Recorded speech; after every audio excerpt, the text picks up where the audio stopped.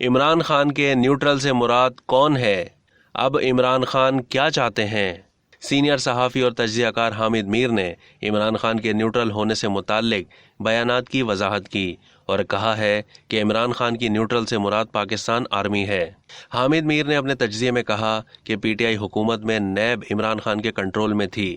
NAB Imran Khan کے control میں نہ ہوتی تو علیم خان کبھی ان کے خلاف نہیں ہوتے۔ عمران خان کہہ رہے ہیں عدلیہ نے سزائیں کیوں نہیں دیں، اس کا مطلب یہ ہے کہ عدلیہ بھی اسٹیبلشمنٹ کے کنٹرول میں تھی۔ جسٹس قاضی فائز عیسیٰ کیس ثابت کرتا ہے کہ عدلیہ خود مختار تھی۔ حامد میر کا کہنا تھا کہ عمران خان نے پاک فوج کو پنجاب پولیس بنا کر استعمال کرنے کی کوشش کی۔ فوج کے کندھے استعمال کر کے اپوزیشن کو بلڈوز کرنے کی کوشش کی گئی۔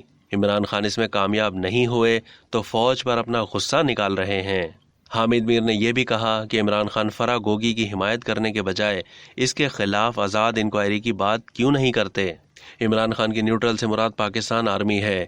عمران خان چاہتے ہیں کہ فوج انہیں دوبارہ وزیر اعظم کی کرسی پر بٹھا دے۔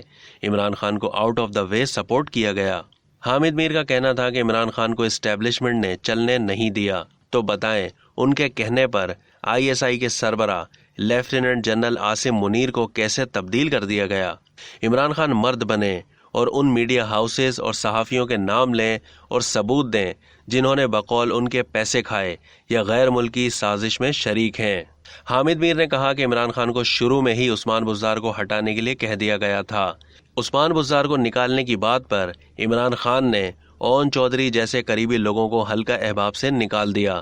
اون چودھری نے جب عمران خان کو بتایا کہ حکومت عثمان بزدار نہیں، فرح خان اور اس کا شوہر چلا رہے ہیں، تو انہوں نے پہلے اون کو مرکز سے اور پھر پنجاب سے نکال دیا۔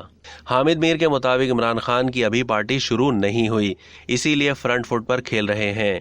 عمران خان یا ان کے کسی وزیر کے خلاف ابھی تک کوئی کارروائی نہیں ہوئی۔